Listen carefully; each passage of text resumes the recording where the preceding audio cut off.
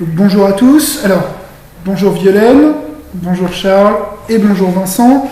Donc, vous êtes tous les trois avocats au barreau de Bordeaux depuis 2013 pour Violaine et Vincent et 2012 pour Charles. Un petit peu de 2012 aussi pour Vincent. Non, pas 2014. T'as pas fait ça en 2013. Oui, il a commencé en 2014. Ok. D'accord. Non, c'est... Ok, c'est bon. Moi, je note toujours ma date de prestation de serment. 2012. Oui, 2012. Oui, 2012, moi, 2012, je n'ai commencé à exercer qu'en mai 2013. D'accord. D'où le... Ah oui, parce que moi je me suis renseigné sur le barreau de Bordeaux, donc sur la date d'inscription au barreau, en fait. Parce que je n'ai pas trouvé... Voilà, mai 2013. Parce que mai 2013, j'ai eu du RSA. D'accord. 430 €. Pas trop... Si on dit je peux pas de maman, c'est correct, ce serait qu'un livre de temps en temps. D'accord. C'est une bonne... un bon renseignement. Alors on va s'intéresser, les honneurs aux dames, on va s'intéresser tout d'abord à Violaine. C'est élégant. Merci. Des études d'abord à Lyon, théorie. 3 ans d'études à Lyon en licence. Voilà. Puis Bordeaux. Puis Bordeaux en droit des affaires, 2 ans. Voilà. Avocate donc en 2013. Fin 2013. En même temps, en parallèle, chargée d'enseignement à l'Institut Majeur. Tout à fait. Structure pour laquelle on prépare actuellement une préparation pour le barreau. Donc voilà. Nous aurons l'occasion d'y revenir plus loin dans le programme. Vincent ensuite, alors Sciences Po Toulouse. Pas du tout. Sciences Po. Non, j'ai fait maths sup. Une licence de maths après. C'est ça. J'ai pas eu son CV. Une licence de maths après. Ensuite, j'ai fait Sciences Po Bordeaux. Sciences Po Bordeaux. D'accord. Je me destinais à la carrière administrative. Et il n'a pas voulu de moi. De manière tout à fait étrange. C'était vrai. Et par une reconversion dans la Sardeuse, je me suis retrouvé à passer au CRFPA. Ça va comment? Oui, le CRFPA. CRFPA à Pau. Et j'ai intégré l'école des avocats de Toulouse. Voilà, de Toulouse. D'où mon erreur, excusez-moi. Et donc, avocat depuis mai 2013, donc à Bordeaux. Prestation de serment en décembre 2012, cour d'appel de Toulouse. Premier exercice de la profession, 1er mai 2013. À Bordeaux. À Bordeaux, syndicat unique de la Et maintenant, Charles. Alors, Charles, je prends moins de risques puisque j'ai pu avoir le CV. C'est plus simple. Ouais, bonne. Voilà. Désolé les autres. Des études à Bordeaux, là, je prends moins de risques. Grand lycée bordelais, Grand Lebrun. Puis des études à l'université de Bordeaux, avant un Master 2 à Nantes, avec entre-temps une petite césure en Erasmus, en Belgique, à Louvain. Puis avocat donc en 2012, prestation de serment. Prestation de serment en 2012. Voilà. Et début en 2 janvier. 2 janvier 2013. Au cabinet La Tournerie, Milon. De la Valade, le premier. Ah oui, pardon, de la Valette. Et maintenant vous exercez au cabinet La Tournerie. Alors j'ai entre-temps encore changé de cabinet, j'en suis à une 3e. Oui, j'ai pas actualisé mon CV, mais... Ce n'est pas bien. depuis septembre 2015, je suis Thomas Rivière. Thomas Rivière En immobilier. En immobilier. Il y a le spécialiste, c'est son frère Vianney Rivière. Et Thomas Rivière qui est plus de branche immobilier, construction. Un cabinet bien connu sur Bordeaux, très reconnu d'ailleurs en tout ce qui est gestion de patrimoine en France, il me semble. Oui, assez reconnu, effectivement. Et connu malheureusement pour d'autres activités. On parle du 3e étage. Voilà. Moi je suis au 2e. Si vous pouvez éviter de s'attarder. Voilà, nous n'allons pas nous y attarder. Non, il faut pas mettre Nous allons poursuivre cette rapide introduction avec la première question que je vais laisser à Amélie. Alors, je vais présenter très rapidement les intervenants qui vont donc vous interviewer avec moi-même. Amélie, Jean-Baptiste et Colin. Donc, Amélie et Colin, membres de l'association Acting Juris Bordeaux, et Jean-Baptiste, membre fondateur de l'association Gajap avec moi-même. Donc, Amélie, peut-être pour la première question. Donc ensuite, nous aimerions bien savoir un peu plus par rapport déjà à votre parcours universitaire. Ça va plus s'adresser alors à Violaine et Charles. Donc, comment vous avez ressenti vos études à la fac avant l'IEJ? Comment on a trouvé l'enseignement? Oui, voilà, l'enseignement. Qu'est-ce que vous avez choisi de faire comme spécialité? Est-ce que vous saviez déjà que vous vouliez devenir avocat? Charles, vas-y. Je pense la question. Donc, par rapport à vos études universitaires, donc, qu'est-ce que vous avez pensé de la faculté, comment vous l'avez vécu, et est-ce que vous saviez déjà que vous vouliez devenir avocat? Alors, en fait, je suis entré à la fac de droit, je ne vais pas dire par hasard, mais j'ai fait une terminale S, donc du coup, j'étais plus amené à faire des études scientifiques par la suite. Et le droit, c'est pas un hasard, mais bon, ça a été un concours de circonstances, on va dire. Puis après, une fois, première année, j'ai enchaîné les années et ça m'a plu. Et arrivé en Master 2 en droit des affaires, je me suis dit, on va tenter le barreau.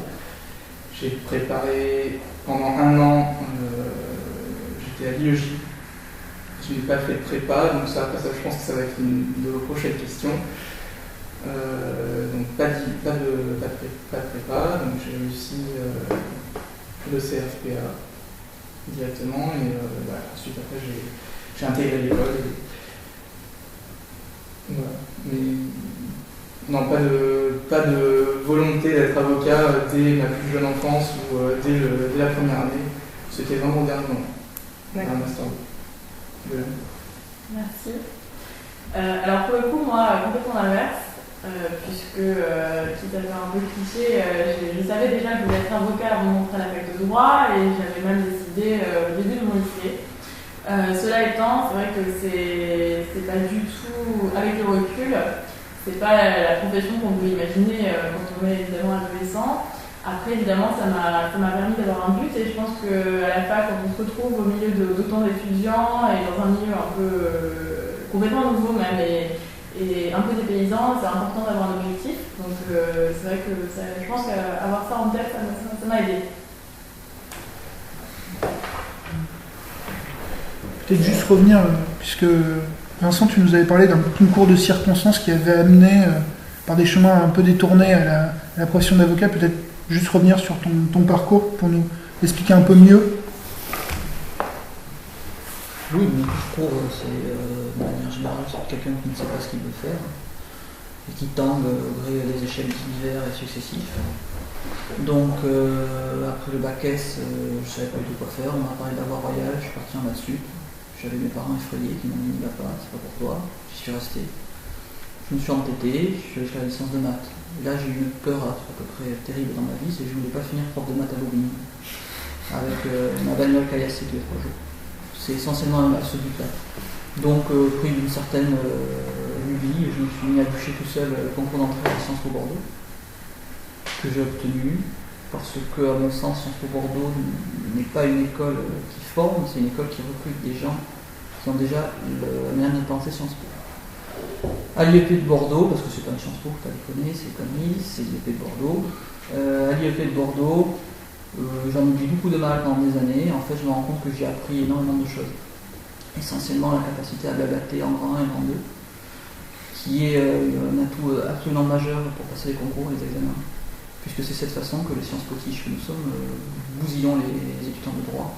C'est-à-dire qu'on a une capacité à résumer et à articuler des pensées, des idées que vous n'avez absolument pas, puisque vous êtes technicien, donc fondamentalement bien meilleur que moi en droit.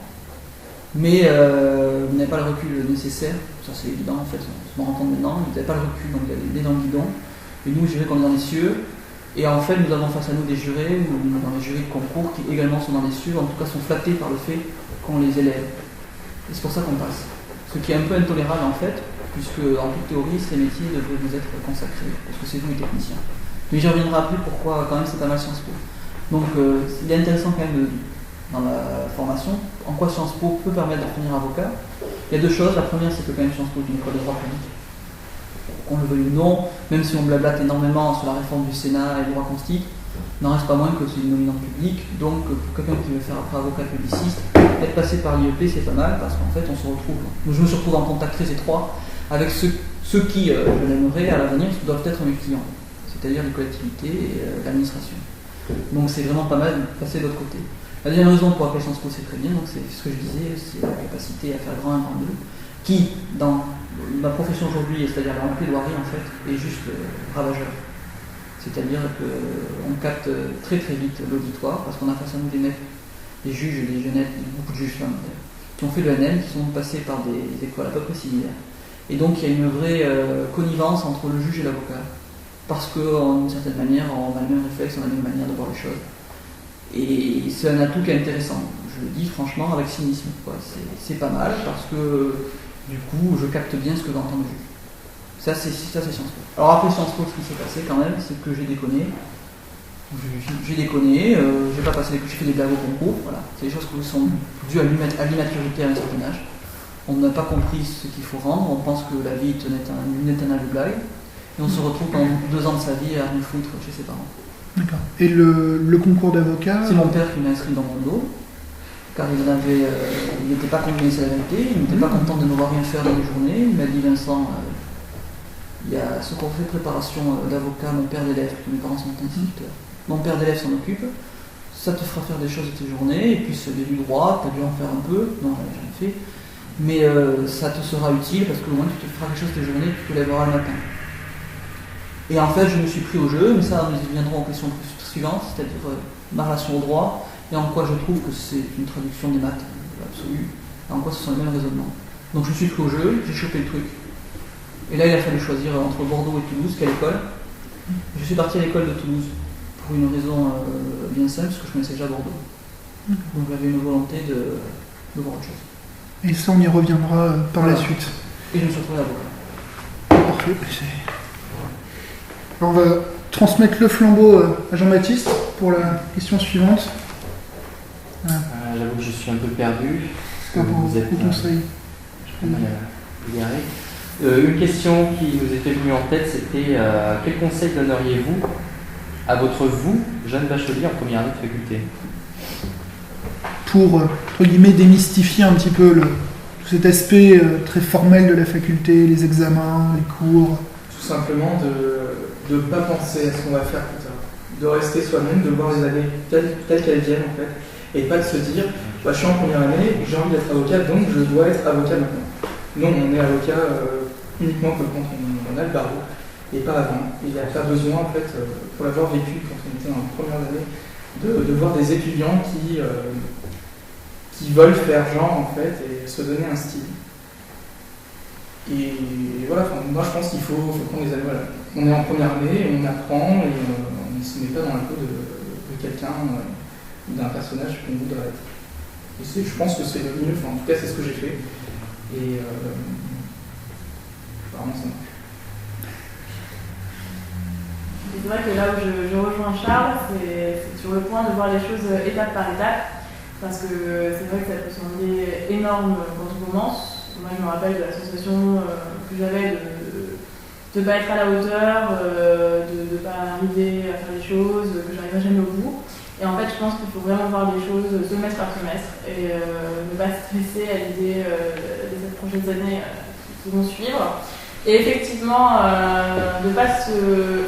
C'est bien d'avoir un objectif en tête, pour autant, effectivement, rester modeste. Et effectivement, année après année, c'est un nouveau challenge.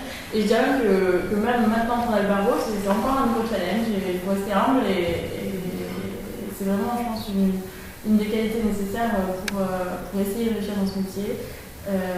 Et c'est marrant cette question parce que, encore une fois, c'est pas parce qu'on est devenu avocat qu'on restera avocat. Je pense que c'est un challenge de tous les jours.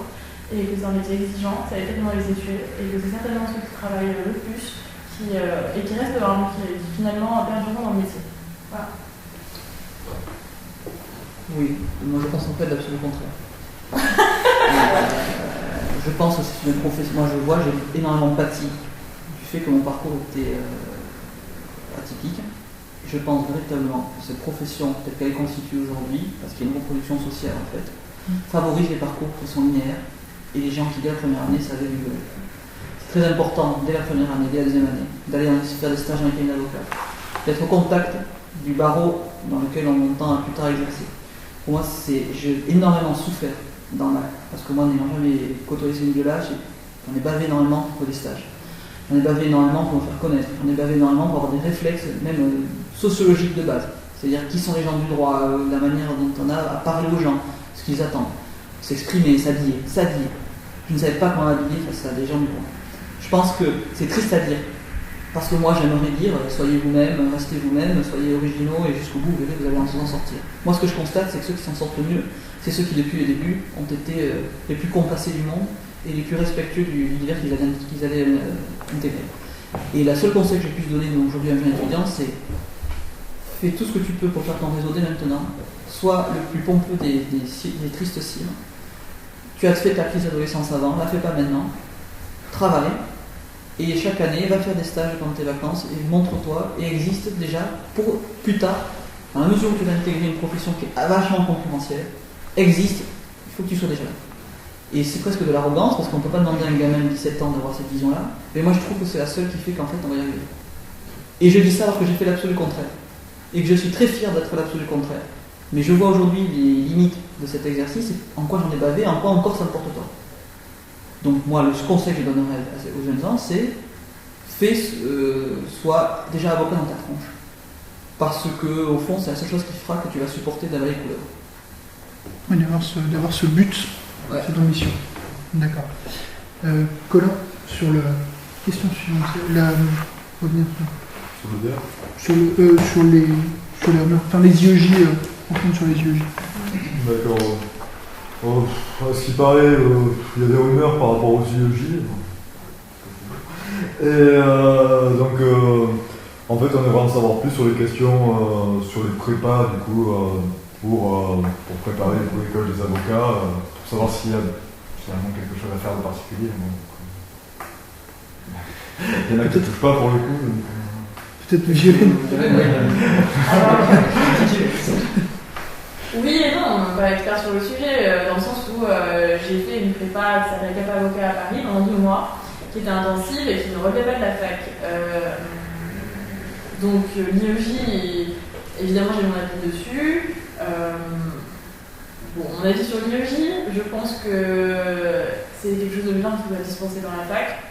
Après, je pense que ça ne suffit pas. Je pense d'ailleurs que l'IEJ, c'est ce que les professeurs doivent dire également, hein, c'est que les TD en soi n'empêchent pas un travail à côté de préparation. Ensuite, 1 an pour préparer le barreau, je ne sais pas si c'est forcément...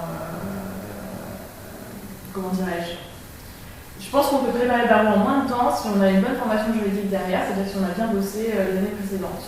Ensuite, la question des prépas privées, forcément, comme je travaille et que je co-dirige une prépa privée sur Bordeaux, maintenant, évidemment que je ne vais pas vous dire, à mon avis, peut vous sembler biaisé. Moi, quand j'étais étudiante, j'ai ressenti le besoin d'y aller et je ne l'ai jamais regretté parce que je pense que c'est ça qui m'a fait avoir mon barreau. Pourquoi ? Parce que être dans une synergie, avoir vraiment un rythme intensif et des cours magistraux au niveau barreau, pour moi, c'était indispensable. Ainsi que le rythme, comme je disais, puisque c'est difficile parfois de se prendre en main pendant l'été, puisque le concours est en septembre. Donc je pense que c'est une très bonne chose. Après, évidemment, ça a un coût. De là à dire que c'est inaccessible, je ne le pense pas. J'ai financé la majeure partie de mes études toute seule. Je suis totalement en désaccord avec tout ce qu'on dit sur le fait que c'est une profession qui est très réservée à la vie sociale, etc. Puisque tout ce qu'on peut y aller par soi-même, qu'on peut financer ses études seules et qu'on peut très bien s'en sortir, et notamment se payer de prépa privée. Et je pense que c'est un investissement qui vaut le coup. Après, encore une fois, on va dire qu'il faut objectif sur la question. Mais j'ai eu des très bons profs, ça m'a permis de bosser comme une tarée pendant 2 mois et demi, chose que je pense ne pas avoir, comment dirais-je, je pense que j'aurais pas pu le faire toute seule et à aucun moment j'ai regretté puisque j'ai réussi le barreau du premier coup et c'est grâce à CAP Avocat. Voilà. Bon, c'est un avis totalement différent. Alors, j'ai préparé l'IEJ pendant, je vais pas dire 1 an parce que je m'y suis mis en fait, on s'inscrit au mois de septembre, on va dire, les quelques cours qui sont donnés à Bordeaux, je sais pas, il y en avait 6 heures par semaine, encore, je sais plus. Enfin, vraiment rien du tout. Je me suis mis vraiment, quand j'ai eu ma première claque au premier examen blanc, c'était en décembre. Donc c'était catastrophique, on va dire. Puis après, je me suis dit, on va continuer comme ça. Et pourquoi en fait je n'ai pas pris l'option prépa comme nombreux de mes camarades, juste pour, enfin, à titre personnel, on était un petit groupe de 5. Parmi les 5, 4 ont pris une prépa privée à Paris. En se disant, écoutez, je pense qu'ils l'ont vu comme ça, c'est une sorte de bulle de confort. On va être aidé, guidé et on va pouvoir avancer plus facilement et en tout cas, peut-être plus sérieusement. Moi, je n'étais pas du tout de cet avis parce que je me suis dit, qui est-ce qui passe les examens à Bordeaux? Ce sont des profs de Bordeaux, ce sont des chargés de TD de Bordeaux. Donc, il n'y a rien de mieux que d'avoir des cours ou des TD donnés par des personnes qui vont ensuite vous noter. Il n'y a aucun intérêt donc à partir à Paris ou dans d'autres villes qui ne connaissent pas grand-chose en fait du fonctionnement de l'IEJ de Bordeaux. Et la preuve, quand vous allez à Paris dans une autre prépa, enfin je parle pas bien pour la prépa qui est peut-être trop, qui est bordelaise, donc qui normalement est adaptée à l'IEJ de Bordeaux. Moi je parle uniquement des exemples que j'ai pu vivre, donc les 4 amis qui sont partis à Paris, et qui eux m'ont conduit des profs parisiens, et qui n'ont pas eu les cas pratiques qu'on leur donnait, les méthodes qu'on leur donnait, n'étaient pas du tout adaptées en fait à Bordeaux. Quand moi je l'ai passé, donc c'était il y a 5 ans, peut-être un peu plus maintenant, je ne sais plus, c'est simple, la méthode en droit des obligations, c'était les cas pratiques. Et les cas pratiques, c'est simple, c'est un raisonnement, c'est extrêmement technique. Tel prof veut que ce soit comme ça, et donc si on vous enseigne une méthode à Paris qui est différente, ça ne fonctionnera pas à Bordeaux, et là vous vous ramasserez.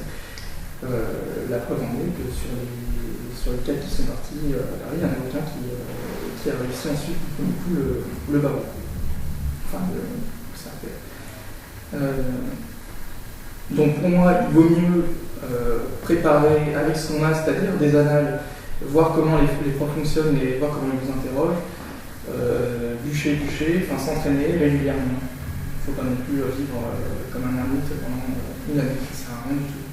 Il faut être régulier, comme d'habitude, on va dire. Et surtout, après, là je parle avec un recul, je parle quand j'ai passé les 5 ans, je ne sais pas du tout comment ça se passe aujourd'hui. Les profs, je pense, les chargés de paix ont changé depuis. Les cas pratiques peut-être aussi, je sais pas. Ça sera. Voilà, je parle avec 5 ans de. Moins 5 on va dire.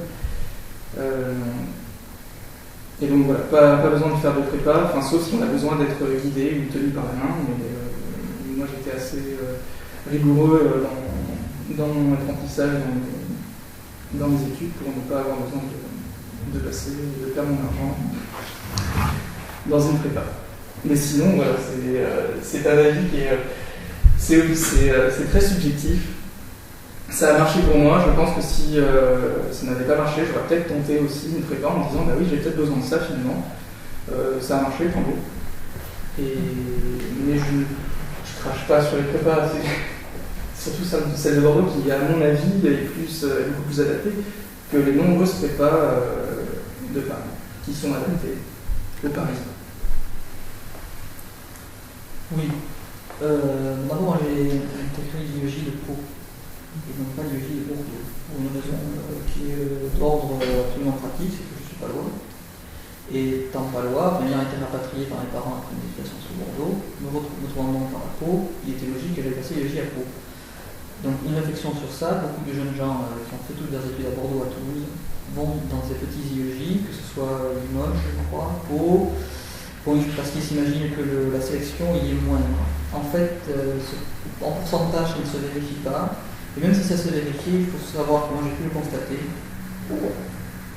les IEJ, on n'est pas sur un concours de la fonction publique, on est quand même dans l'idée aussi de porter les étudiants qu'on a formés à l'école des avocats. Et je crois qu'il est tacite, et on ne vous le dira pas, mais que les IEJ ont quand même, des petits IEJ comme Pau ou Limoges, vont avoir tendance quand même à aider, ou du moins à privilégier ceux qui ont été formés par eux depuis. Donc aujourd'hui, moi je pense que le Bordelais qui part à Pau, parce qu'il imagine que ce sera plus simple pour lui qui reviendra à Bordeaux, je pense que c'est une erreur. Bon, c'est une erreur, donc, parce qu'il n'aura pas la méthode paloise, effectivement chaque IEJ a sa manière de fonctionner. Donc il peut prendre un coup dans la gueule. La deuxième chose, c'est qu'il s'imagine qu'il suffit d'ester à quelques cours, alors que je pense, le plus important à l'IEJ, c'est l'assiduité. Voilà. C'est con à dire, mais il faut être assidu, pas forcément bûcher, mais il faut y être. Il faut s'imposer ça, aller assister à tous les cours, parce que c'est une course de fond, et donc quand même on ne maîtriserait pas toutes les données en juin ou juillet, qu'on se soit dans le bain. Et ça, pour moi, c'est très important. Et la dernière raison pour laquelle les IEG ont tort, c'est que je trouve que les jeunes gens auraient tort à la Pau ou à Limoges pour passer, alors qu'ils sont bordelais, qu'ils ont fait place à Bordeaux, c'est que je pense que ça manque de panache. Donc tout simplement, c'est une histoire de logique, de cohérence dans son parcours. Là, on a été formé à la fac de Bordeaux, on est fier d'être de la fac de Bordeaux, parce que moi je ne suis pas, parce que je ne suis pas formé à Bordeaux. Et quand on est formé à Bordeaux, mais la moindre des choses c'est d'aller faire l'IEG à Bordeaux. Donc ça c'est la première chose. La deuxième chose, ce qui est des prépas. Pour moi, mon parcours fait que je n'ai jamais fait de droit avant de passer le concours, l'examen, j'ai bûché tout seul. Alors, je n'ai pas eu de grande difficulté à maîtriser le droit. C'est comme ça, j'ai trouvé ça assez facile. Sur ce point, je veux que les jeunes gens aient à l'idée que l'examen d'entrée de l'école des avocats n'est pas le plus dur qui soit. Moi, je vois trop de jeunes gens pour qui il y a l'impression que cette rentrée à l'école des avocats, c'est un drame. Moi, c'est le seul truc que j'ai eu. Je me suis banané et j'ai pris des grosses lattes dans des vrais concours administratifs. l'ENA, INET, des gros trucs costauds. Là, j'ai passé des oraux aussi, en tout cas, j'ai passé l'oral pour être conservateur du patrimoine. Là, on prend des. Là, il y a une vraie exigence. L'IEJ, le pourcentage de sélection n'est pas si petit que ça. Il y a une possibilité tout à fait honorable d'intégrer ça. Ce qui se passe, le gros problème, et ça on y reviendra après, c'est la massification des gens qui font des études de droit et qui après ne trouvent pas de débouché, ils vont faire avocat. Mais à la vérité, devenir avocat n'est pas difficile. Moi, j'insiste sur ça. C'est quelque chose qui est faisable. Embûchant. Alors, comment on bûche? Donc, à mon sens, assiduité. On regarde quand même le Tour de France en juillet, parce que bon, ça va être intéressant. On peut se regarder la Vuelta en septembre, mais c'est plus risqué. Mais bon, j'ai quand même fait. C'était très intéressant, c'était un 30 avril, c'était super chouette. Mais non, mais vraiment, je m'en souviens très bien quand je révisais. Ce qui est important, les prépas. Moi, je pense que c'est intéressant pour des jeunes gens qui auraient besoin d'être guidés. Le seul souci, c'est que je pense que cette profession a besoin de gens indépendants qui savent s'autogérer. Et c'est le paradoxe de la fac, qu'en toute théorie, c'est l'école de l'autogestion, et en fait, on se rend compte que les gens ont besoin de Donc c'est très très paradoxal. Moi, je pense qu'on peut bûcher tout seul. Ça, c'est mon opinion, je l'ai fait tout seul. Et comment j'ai fait? J'ai pris des annales. J'ai pris des annales, j'ai bûché des annales. Je lisais des cas pratiques, j'en bouffais. Je crois que j'ai jamais ouvert un seul de droit théorique. Je n'ai fait que des. En fait, je n'ai lisé que ce que je savais que les correcteurs attendaient. Et là, ça demande une intelligence, c'est-à-dire qu'il faut, d'où l'assiduité en fait à l'IEJ, c'est qu'il faut comprendre ce que le correcteur va vouloir. Et donc, on peut le comprendre si on y va tout le temps. Et une fois qu'on a compris, il faut adapter ses révisions en fonction de ce qu'il veut. Moi, je pense qu'il est inutile de relire la théorie du droit. Si on est certain que l'examen est un cas pratique, il faut bouffer du cas pratique. Voilà, on bouffe du cas pratique, on ne fait que ça. Donc, ça demande une intelligence. Et sur ce point, la prépa peut être très intéressante. Moi, je ne sais pas, je n'ai aucun intérêt dans ces prépas ou pas. C'est vrai que si la prépa, du coup, est un peu au courant de ce qu'attendent de manière chaque année, ce qu'attendent les correcteurs, la prépa peut aiguiller les jeunes gens vers ce qu'il faut faire. Si la personne en elle-même n'a pas su le voir d'elle-même. Moi, je l'avais vu de moi-même, mais je pense que beaucoup de gens ont peut-être besoin qu'on les aide. La prépa sur ce point est très bien, et mieux que l'IEJ, puisque j'ai l'impression que dans les IEJ, ça chemine sur ça, il y a une sorte de mystique quand même de on va vous bananer parce que vous ne savez pas à quoi vous avez le temps. Ça, c'est assez insupportable. Je trouve qu'il y a une morgue des IEJ. Moi, ce que j'aimerais, c'est que ce concours soit un examen, un vrai concours administratif, organisé par l'État, où on est sérieux, on demande des choses, et on classe, et après on traite. Mais ce que l'IEJ, cette perversité qu'il y a d'être de toute façon même jugé par des gens qui sont intéressés, parce que finalement les profs de fac sont même intéressés par le monde du droit, je trouve qu'il y a une perversion, une sorte de mystique donc, qui est mise en place, qui rend les élèves mabouleux. Moi, je fréquente même des jeunes gens de l'IEJ en ce moment. J'ai l'impression qu'ils se mettent une pression qui est absolument dingue et qui est hors de propos par rapport à ce qu'est la profession d'avocat, c'est-à-dire une profession, on va dire, massifiée et qui est facile d'intégrer. Juste, je parle plus. Oui, le gros problème maintenant, c'est qu'à Bordeaux, par exemple, je crois qu'ils sont plus de 600 à être inscrits à l'IEJ. Voilà, 400. Alors, l'IEJ. Je veux dire, ceux qui tentent, qui sont inscrits à l'IEJ. Qui passent l'examen en septembre, environ. Alors, qui sont inscrits à l'IEJ, environ 450. Qui sont inscrits à l'IEJ, environ 450. Qui passent l'examen, qui passent toutes les épreuves à l'écrit, 300 environ. 300, 3 ou 400. Ça dépend des années, mais entre 3 et 400. Qui passent toutes les épreuves. C'est-à-dire qu'il y en a qui viennent le premier jour, mais qui s'arrêtent et qui ne viennent pas les autres jours. Voilà. Ce qui fait que c'est un peu dégressif déjà par rapport au nombre d'inscrits normalement au concours, où il y en a beaucoup plus. On monte jusqu'à 500, 550 inscrits, mais 300 ou 400 qui se présentent. 400 environ qui se présentent. Oui, voilà, j'étais parti sur ces chiffres, et du coup, quand on. C'est présenté comme un examen, mais en réalité c'est un concours, on va pas se mentir. Il n'y a que 130 places à l'école des avocats de Bordeaux. 90 pour Bordeaux. Oui, ils ont fait 90 pour Bordeaux. Quand j'ai passé, on était 80 ou 90 à réussir le CRFPA. Toutes les années c'est pareil, c'est le même chiffre. Donc c'est quand même un concours, c'est difficile. Là où je vous demande un sens, c'est qu'il ne faut pas se mettre la pression. Je comprends que les gens se mettent la pression quand on sait qu'il y a moins de 20% de réussite, mais la pression, il ne faut pas se la mettre 3 semaines ou un mois avant. On n'a pas à se mettre la pression si on est régulier et qu'on est assis. Voilà. Mais c'était surtout par rapport à ce chiffre, et c'est une sorte de leurre en fait. On permet à tous les étudiants à partir du M1 de pouvoir s'inscrire à l'EJ. Ce qui est, à mon sens, complètement aberrant, parce que quand on sait que la profession d'avocat est quand même, je pense, saturée. En tout cas à Bordeaux, on est 1500. On va encore en accueillir combien tous les ans? Une centaine, un peu moins qui arrivent tous les ans. Il n'y en a pas 100 qui partent tous les ans. Donc, du coup, moi, je ne vois pas l'intérêt de continuer à dire aux jeunes, tiens, faites cette profession, c'est très bien. En plus, il faudrait plus encadrer cette profession comme la profession, comme les médecins sont encadrés. Il faudra un meilleur suivi, je pense, pour permettre justement une meilleure fluidité ensuite de se dire, écoutez, il y a 200 personnes qui ont passé ce concours à Bordeaux, ou au niveau national, je crois que c'est en voie de notification, et au moins de ne pas faire rêver pour rien des jeunes étudiants qui vont forcément se casser la gueule parce qu'il n'y a pas assez de place pour tout le monde. Donc voilà, c'est... Mais pour rebondir en 2 phrases, je crois qu'on y reviendra après, mais c'est vrai que c'est une profession au final on nous l'a dit avant quand on était étudiant, et je pense qu'on comprend mieux maintenant qu'on voit nos amis qui sont aussi nos confrères arrêtés, c'est que c'est une profession qui s'autorégule en fait. Il y a énormément de monde qui s'arrête après une première année d'exercice. Moi qui ai 2 ans, même un peu plus d'expérience, autour de moi, j'ai beaucoup d'amis. J'ai quelques amis qui ont déjà arrêté, ce qui à mon échelle me semble déjà beaucoup.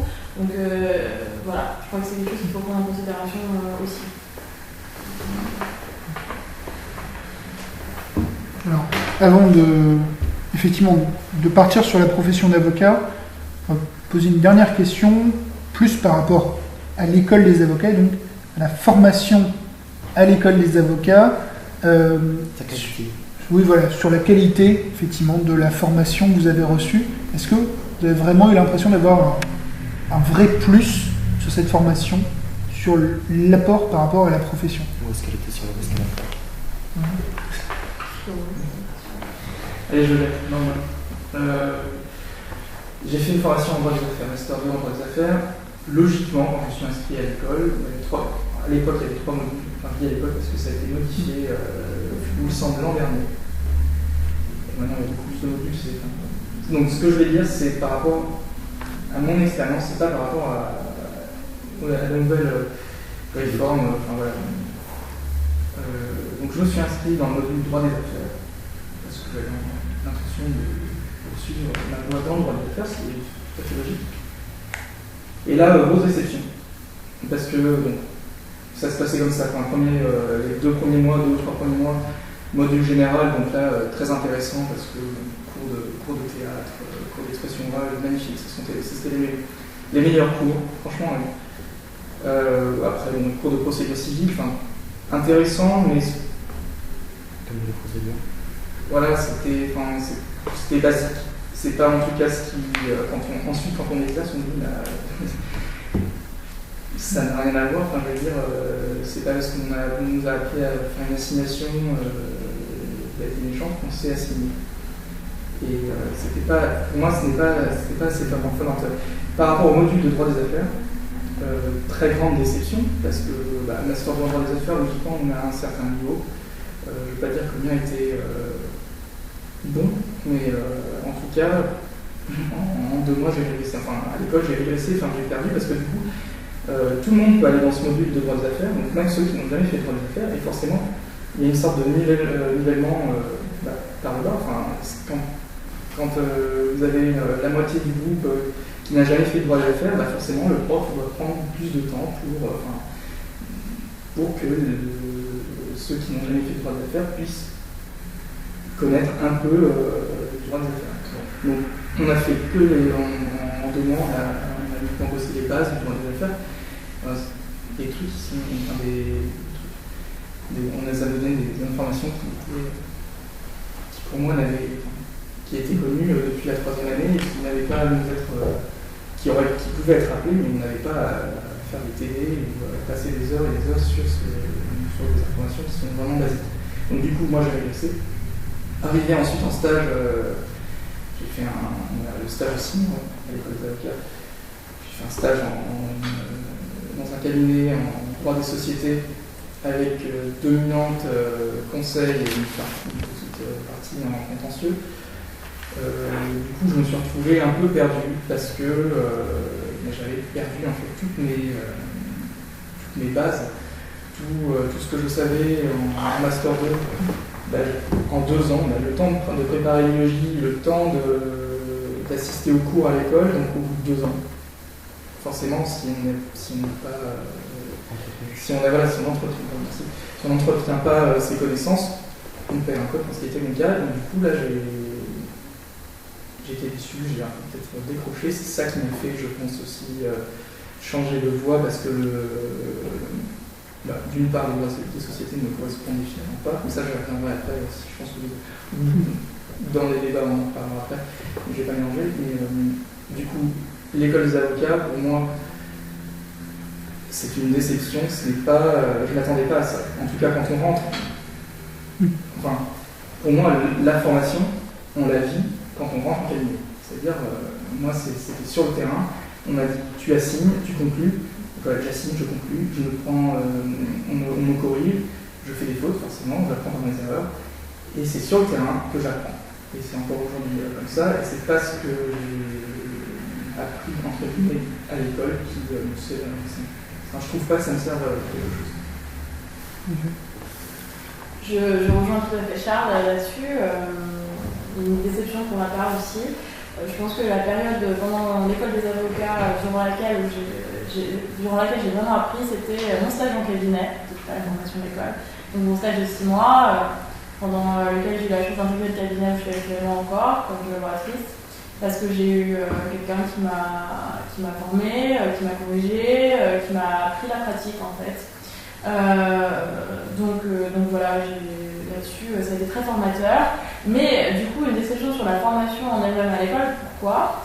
Parce que je pense qu'on rentre à l'école des avocats avec, du coup, évidemment, une formation universitaire et qu'on s'attend à une formation très pratique qu'on n'a pas. Par exemple, faire une assignation, effectivement, c'est bien, mais ensuite, la faire signifier. Je veux dire, ça peut paraître débile pour un avocat, voilà, mais quand on est avocat, appeler un huissier pour signifier notre assignation, c'est la mer à boire. Les avocats, on se demande, mon Dieu, qu'est-ce que je dois dire en décrochant le téléphone. C'est des choses toutes bêtes, mais autre exemple, quand on arrive au tribunal de commerce pour la première fois une mesure de mise en état, mais on ne sait pas ce que c'est. Alors qu'à l'école des avocats, on va bien avoir un cours dans lequel serait expliqué, voilà, la première audience, premier appel du dossier, il va se passer ça. Ensuite, vous allez revenir pour ça, un calendrier de procédure, concrètement, c'est ça.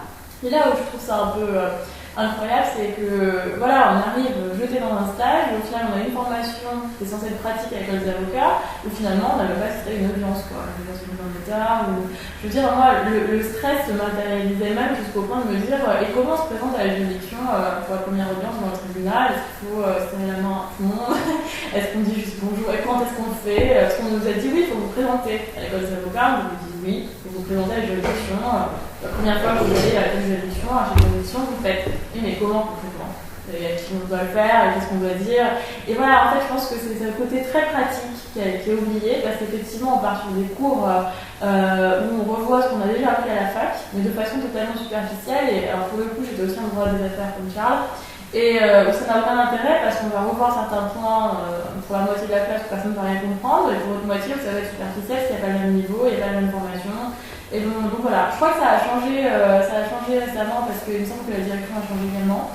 Et les derniers échos que j'en ai eu, c'est que ça s'était amélioré et qu'il y avait eu des cours notamment de gestion de cabinet, parce que ça aussi, c'est un côté qui est totalement évité à l'école.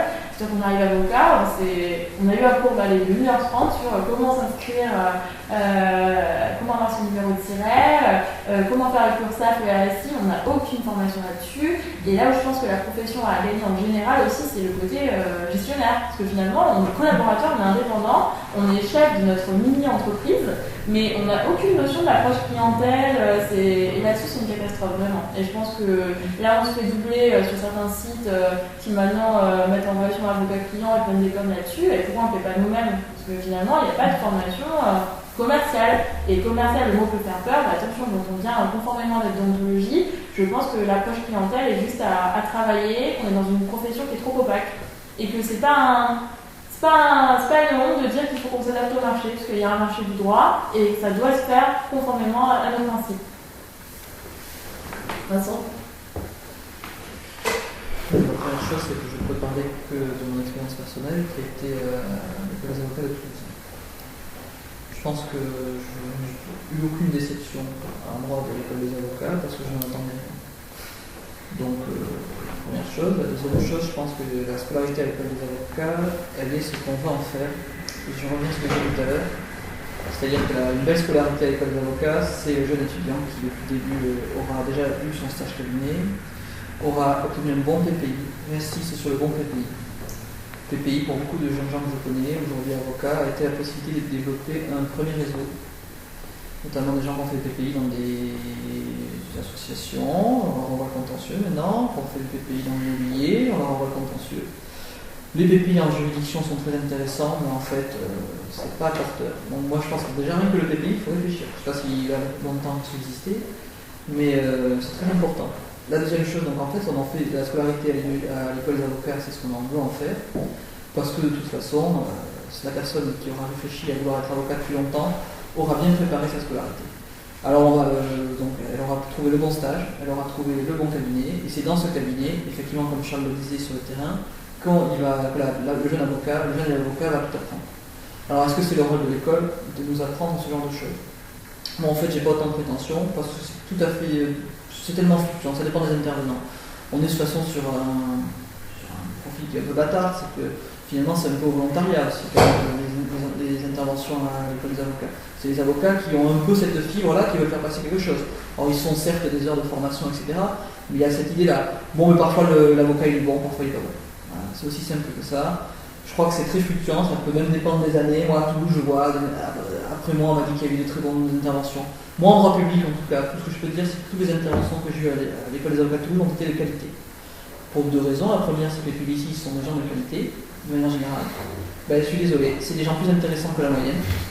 Tous les avocats qui sont intervenus à l'école des avocats de Toulouse étaient passionnants. Ils m'ont, leur TD était avisé pratique. On a vraiment appris des choses. Parce que c'était des mecs intéressants, qui en plus donc, avaient dans le corps l'idée de transmettre un truc. Donc maître Talamas, par exemple, à Toulouse, c'était quand même très bien. La deuxième raison pour laquelle en public ça s'est très bien passé, c'est que les élèves en eux-mêmes souvent sont plus motivés, savent vers quoi ils vont, et puis la procédure est moins difficile. Bon, le truc en fait, c'est quoi? Est-ce qu'il fallait attendre de l'école des avocats qu'ils nous apprennent tous ces trucs? Moi j'ai envie de dire, d'une certaine manière, c'est marrant de se retrouver dans la profession et de rien savoir faire. Moi ça m'a fait assez rire. Plus il y a des choses, c'est qu'il y avait une sorte d'excitation, d'exaltation. L'idée que l'école des avocats n'a servi à rien, ce leitmotiv, on dit tous, c'est un rouge, et puis c'est vrai. Bon, en fait, ça sert excessivement à une chose. Moi, ça m'a servi, ça a été une révolution sensorielle et intellectuelle, c'est-à-dire que vraiment, d'abord, je me suis investi dans l'école des avocats, parce que j'étais devenu président de ma promo. C'est très important de s'investir dans l'école des avocats, parce que le mec qui s'investit dans l'école des avocats, c'est quelqu'un qui va être au contact du barreau, qui va être plus au contact du côté administratif et qui déjà montre sa tête. Et je conseille à ce jour où vous devez rentrer dans l'école d'avocat, aller faire le trésorier, l'école d'avocat. C'est n'importe quoi, mais c'est très important. Il y a l'idée aussi de promo. On crée moi c'est ça que je retiens. C'est que moi j'ai créé à l'école des avocats tous mes contacts aujourd'hui de postulants. C'est juste primordial. Il y a une vraie solidarité de promo que vous constaterez si vous devez un jour intégrer les écoles des avocats, c'est qu'on s'envoie le dossier les uns les autres, on se fait des potes de sa vie, on se fait les connaissances et on se fait peut-être des futurs associés aussi. Et tout ça, ça se joue là, ça se joue dans les bonnes relations qu'on a avec l'école des avocats. Donc moi, j'en ai absolument rien à foutre à faire dire que les cours étaient mauvais, ils étaient très mauvais. Les quelques rares cours donc étaient bons, c'est ceux des droits publics. Par contre, moi j'ai appris ce qu'était le milieu des avocats, j'ai appris ce qu'étaient mes futurs confrères, et d'une certaine manière, j'ai pris une dose j'ai pris dans la gueule ce qu'était la vie adulte. Alors, on peut ne pas vouloir agir avec les avocats comme ça, mais moi c'est comme ça que je conseille de le faire. Et du coup, j'en retire en fait le meilleur souvenir de ma vie et le plus belle cuite aussi. Mais là-dessus, je pense qu'on est tous les trois d'accord, hein, Charles, aussi. Voilà. C'est que effectivement, c'est sûrement les 18 mois les plus fun de notre vie, mais je pense qu'aussi la question était posée peut-être par rapport au cours, mais si on doit dire par rapport à l'ambiance, on est tous d'accord, et je suis totalement d'accord avec Vincent, c'est sûrement une des meilleures périodes de ma vie en termes on rencontre vous rencontrez vos futurs confrères, en plus vous faites des super amis, il y a vraiment une ambiance de promo, tout le monde est solidaire. Effectivement, encore aujourd'hui, on travaille tous ensemble, parfois sur des dossiers, on se renvoie des trucs, mais ça, je veux dire, on l'a créé nous-mêmes en fait, c'est pas l'école qui nous l'a apporté en soi, voilà. Mais effectivement, il y a une forte solidarité et de très bons souvenirs, c'était vraiment Charles, je sais pas si tu veux. Oui, mais je pense que tout le monde a tout dit. Je voudrais juste ajouter rebondir sur ce qui a été dit par Vincent. Il faut être avocat, en fait. Il faut l'être dans sa tête le plus tôt possible. Et je rebondis sur les stages.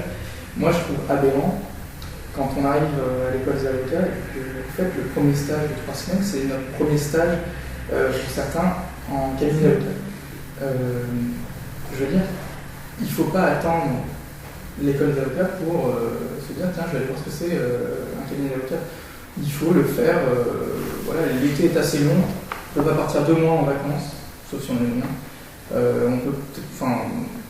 Il y en a qui préfèrent, qui doivent travailler pendant 2 mois, mais je pense qu'on peut se permettre de prendre 3 semaines entre la fin des examens au mois de mai, je crois. À la fac, on termine très tôt. Et donc, du coup, entre la fin du mois de mai et le début des vacances, on peut se prendre 3 semaines, 1 mois à virevolter dans un cabinet et à suivre un avocat, d'aller partout. Et c'est ça, en fait, qui donne en fait l'envie ou non de continuer dans cette branche. Et je pense que quand on commence ses études de droit, il faut tester le maximum de professions. Il ne faut pas se dire uniquement le droit, ça mène à avocat, magistrat. Non, il y a plein d'autres métiers. Il y a par exemple huissier, il y a notaire, commissaire-priseur. Je veux dire, il ne faut pas s'arrêter juste à une branche, parce que si on comment on peut savoir que c'est la bonne voie si on n'a pas testé d'autres voies? Voilà, c'était juste un petit conseil pour. Moi j'ai fait, tu l'as vu dans mon CV, de la première année, j'ai fait des stages, même s'ils n'ont pas duré longtemps, en cabinet d'avocat. Oui, chez Maître Blasi. Ouais. Voilà. C'était une bonne expérience. Ça m'a permis de. Alors, cabinet en droit pénal. Oui, voilà. Oui. Cabinet commun en droit pénal à Bordeaux. Ça m'a permis de voir ce qu'est le droit pénal, de voir comment se passe une audience. J'étais toute la journée en audience, moment d'expertise. C'était pour moi un moment de découverte. Ce qui peut-être paradoxalement t'a mené à ne pas aller ensuite dans une spécialité droit pénal. Exactement. Voilà. Parce que pour moi, le droit pénal, voilà, c'est chaque fois, je ne vais pas critiquer le droit pénal, pour moi le droit pénal, c'est plus, je le vois encore comme ça, on va me critiquer après, mais tant pis, je le dis, de toute façon, on sait. Pour moi, c'est du théâtre. Ça n'a rien de. C'est très précis, c'est très pointu, et la façon. Comment je le vois, c'est comme ça. Je vais peut-être réagir juste, j'en profiter, parce que j'ai un peu le même point de vue, dans le sens où j'ai eu l'occasion très tôt de faire des stages, et je sais que moi, ce qui m'a poussé à ne pas choisir une orientation droit pénal, c'est le fait que un jour, l'avocat chez qui je travaillais m'a donné un dossier de viol, m'a dit je te laisse la journée, à la fin de la journée, tu me dis ce que tu en penses, tu me dis ce que tu plaiderais. Et c'est là où j'ai découvert que, tout simplement, j'avais pas forcément envie de faire ça plus tard. Alors, de temps à autre, ok, mais pas en faire mon fonds de commerce, entre guillemets. Et c'est vrai que je rejoins votre avis à tous les trois, c'est bien de savoir et d'avoir cette opportunité de découvrir à l'avance pour démystifier parfois une profession et simplement pouvoir toucher du doigt ce qu'en est sa réalité, pouvoir parfois choisir même son orientation par rapport à ça. Et je vais juste rebondir, là on est sur les stages. Pendant l'école d'avocat, donc on a donc la PPI, on se rend en disant il faut bien choisir. Il ne faut pas. Je connais certains amis qui se sont littéralement emmerdés. Je ne vais pas trop fort, hein, c'est ça pendant 6 mois. Parce qu'il faut un stage PPI, donc on a trouvé ça, et finalement on se dit je perds mon temps. Parce qu'en fait j'ai envie d'être avocat. Je ne crache pas sur le PPI parce que c'est intéressant, c'est quand même de voir une autre partie de la profession du droit. Mais il faut bien choisir son PPI. Et tant qu'à faire, il vaut peut-être mieux faire un autre Master 2 que d'aller perdre son temps pendant 5 mois, 6 mois dans une entreprise. Finalement, on le fait parce qu'on est obligé et ça ne nous apportera pas grand-chose. Et juste terminer par rapport au stage avocat pendant l'école. Formation en droit des affaires, donc logiquement, je l'ai dit, j'ai fait un stage en droit des sociétés, dans un cabinet de droit des sociétés, et c'est là que je me suis rendu compte que non, c'est pas du tout pour moi. C'est pas moi parce que je trouve que ça ne reflète pas la profession d'avocat, ce n'est pas ce que je veux faire. Moi, pour moi, l'avocat, c'est quelqu'un qui porte parole, qui va plaider, qui se déplace et qui ne reste pas toute la journée assis sur son bureau. Je ne suis pas du tout un avocat en conseil, ça c'est sûr. La différence de bien qu'il est un peu quand même. Mais je ne crache pas, alors là je ne crache pas du tout sur cette branche de la profession d'avocat. C'est juste que pour revenir au stage, il est important en fait, de commencer plus tôt à faire des stages. Et si j'avais fait un stage en droit dans un cabinet de droit des sociétés, je me serais peut-être rendu compte un peu plus tôt que lors du stage final que cette branche du droit n'était pas du tout faite pour moi. Et là où je veux en revenir, c'est que le stage de 6 mois, il est normalement, logiquement, quand on fait son stage de 6 mois, ensuite on est embauché entre guillemets comme collaborateur, c'est le cas de Violaine, et on a pu en fait à se poser la question de savoir où est-ce qu'on va atterrir. Ce qui fut le cas pour moi, parce qu'au bout à la fin de mon stage de 6 mois en droit des sociétés, je me suis dit ce n'est pas fait pour moi le droit des sociétés, donc forcément il faut que j'aille chercher ailleurs, droit en contentieux. Et là, je me suis fait vraiment plaisir parce que je suis arrivé dans une branche qui me plaisait. Mais c'est pour finir la parenthèse sur les stages, parce que vous avez rajouté. Peut-être. Non. Peut-être simplement préciser, parce que c'est vrai que depuis tout à l'heure on parle du PPI, mais on n'a pas dit ce que c'était. Donc, après, simplement, l'école des avocats à l'heure actuelle elle est composée de 3 étapes, donc vous avez une période de cours de 6 mois. Une période qu'on appelle PPI, l'abréviation, je ne sais même plus exactement. Projet pédagogique. Projet pédagogique, individuel, quelque chose comme ça, qui dure 6 mois également et qui se fait en dehors d'un cabinet d'avocat et ensuite 6 mois cabinet d'avocat. Et après, sur la séparation conseil contentieux, simplement peut-être de dire que parfois, surtout à Bordeaux, qui est à Paris, tous les cabinets ont fait un peu des deux et voilà, moi je plaide beaucoup d'ailleurs, c'est essentiellement pour les affaires contentieux, mais c'est vrai qu'on est quand même parfois sur du pré-contentieux et parfois un peu de conseil. Après, c'est vrai qu'à Paris, dans les grosses structures, il y a que du conseil tout le temps, et c'est aussi quelque chose que moi je n'aurais pas pu faire. Après, voilà, chacun ses envies, et heureusement que. En fait, la profession d'avocat est très diversifiée. Je pense qu'on n'a pas tous le même métier. Un avocat en droit pénal, finalement, c'est pas le même job qu'un avocat conseil à Paris en fiscalité, sur quelque chose de très très spécialisé. Voilà. Alors, on va passer à une partie sur la profession d'avocat en elle-même qu'on a déjà un petit peu commencé à aborder. On va peut-être simplement un petit peu accélérer sur les réponses. Ouais, parce que... Ça commence déjà un petit peu à chiffrer. Et je vais laisser donc à Amélie le soin d'introduire la première question. Donc, on l'a déjà évoqué brièvement, mais très concrètement sur votre expérience professionnelle. Une fois le barreau obtenu, vous avez vite trouvé un job en tant qu'avocat dans un cabinet ou ça a été compliqué? Merci. J'ai connu d'extrêmes difficultés, puisque je me suis fait 5 mois à ça, chez mes parents, dans ma chambre d'enfant, avec la frise, avec les là. Non, c'est pas des personnes en plus d'avec moi, essentiellement des personnes basanées. Voilà, donc c'est la vérité de ce qui se passait. C'est la même chose pour les stages d'ailleurs, puisque j'étais en présence d'un promo, les personnes d'origine étrangère ou docteurs en droit avaient énormément de mal à trouver un boulot.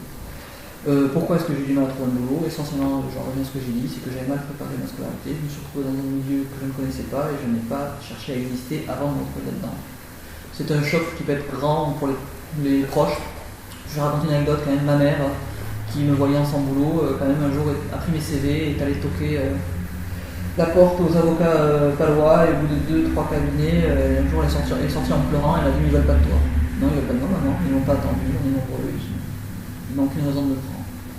Et ça, pour moi, fils de fonctionnaire, c'est des choses qui sont très compliquées à comprendre, c'est un marché, qu'il faut se vendre, il faut aller taper les portes. Donc moi j'ai eu énormément de mal à trouver, j'ai passé énormément d'entretiens d'embauche. De toute façon si je suis à Bordeaux, c'est que je n'ai pas trouvé à Toulouse, c'est que je n'ai pas trouvé à Pau. Donc je suis arrivé à Bordeaux et je dirais qu'on a du mal à trouver, puis après on a du mal à garder sa collab aussi. Donc c'est un métier d'une précarité absolument folle, le contrat de collaboration est inique et dégueulasse. Mais c'est le jeu, et ceux qui veulent se poursuivre peuvent le faire et tenter le rêve américain un jour en ayant l'espoir un jour de s'installer. Mais je dois dire que c'est un parcours du combattant, et les combattants les plus aguerris sont ceux qui auront préparé à l'avance le combat.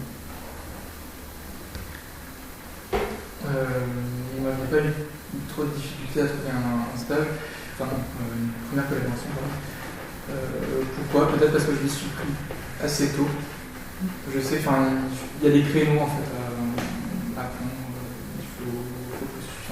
On sait bien quand est-ce que tout le monde postule, donc il faut peut-être postuler un peu avant et pas être dans la masse. C'est peut-être ça qui m'a aidé. Ensuite, après, j'ai intégré un premier cabinet, le même que Vincent, de la Balade. On a fait tous les deux une année, ce qui est suffisant dans ce genre de grosse structure. Et ensuite, après, voilà, étant donné que c'est un cabinet qui... on sait qu'on travaille, on sait qu'on n'est pas des collaborateurs qui à 18h rentrent chez nous. Et donc du coup on a une sorte, on a plus de facilité ensuite à retrouver un autre cabinet. Je n'ai pas eu de mal, là j'en suis à mon troisième. Je peux m'arrêter là après, à 3 cabinets, parce que là je suis bien où je suis. Et du coup... voilà, c'est la personnalité aussi qui peut jouer. Il y a plein de facteurs qui entrent en jeu. C'est une question souvent de timing. C'est ça qui est important. C'est assez compliqué de se penser sur la question. C'est vrai que je pense qu'on est tous dans des situations différentes. Pour ma part, j'ai pas eu de difficulté à trouver. Je suis pas persuadée que ce soit... évidemment, le réseau peut jouer. Moi, en l'occurrence, ça n'avait rien à voir. Simplement, j'étais embauchée là où j'étais en stage. Je suis pas persuadée non plus que quand il y a des trop à l'avance, ça puisse servir dans le sens où les cabinets ne savent pas s'ils vont ouvrir un poste ou pas, si on à l'avance, sauf sur les structures. Mais ça dépend, encore une fois, ça peut arriver, hein, bien sûr. Très honnêtement, c'est un métier, on a beau, évidemment, c'est du collaborateur et précaire, on n'a pas le statut de salarié, on peut se parler comme ça, juste sur un presse, mais c'est quand même facile de trouver du travail si on est motivé, si on a envie de bosser. Pourquoi? Parce que du coup, j'allais dire, il y a les qualités, les qualités et les défauts ne sont pas séparables en fait. Oui, on trouve le travail facilement parce qu'aussi on sait que le cabinet, si ça se passe mal, il peut nous virer facilement. Donc voilà, je pense qu'on n'a pas à se plaindre parce que compte tenu du contexte économique actuel, on est quand même dans une profession qui embauche. Par contre, oui, c'est difficile de s'installer. Oui, on ne compte pas nos heures, ça c'est sûr. Oui, on n'a pas le droit au chômage, on se fait virer.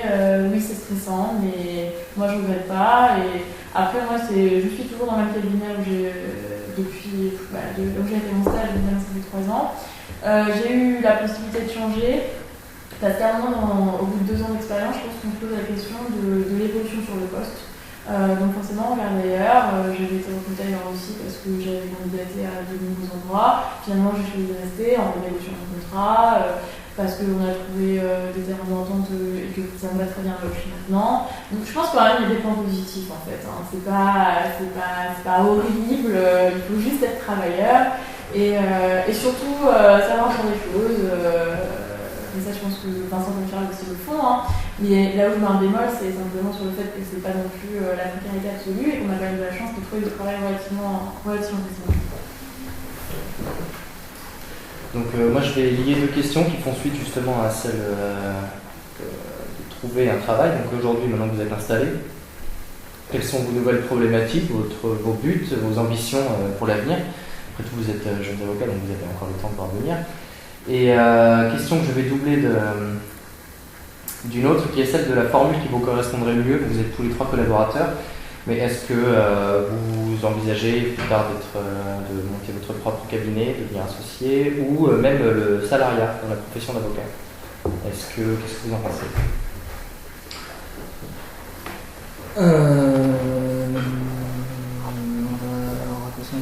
Moi, je viens de mon contrat de collaboration à mi-temps au sein d'un cabinet à Lormont a pris fin la semaine dernière. Mon contrat a pris fin la semaine dernière, donc je me retrouve à partir de cette semaine sans revenu tiré d'une collaboration. Quelles sont les perspectives? Il y a la théorie et la pratique. En toute théorie, je pense que ce métier de toute façon n'a de sens qu'en s'installant.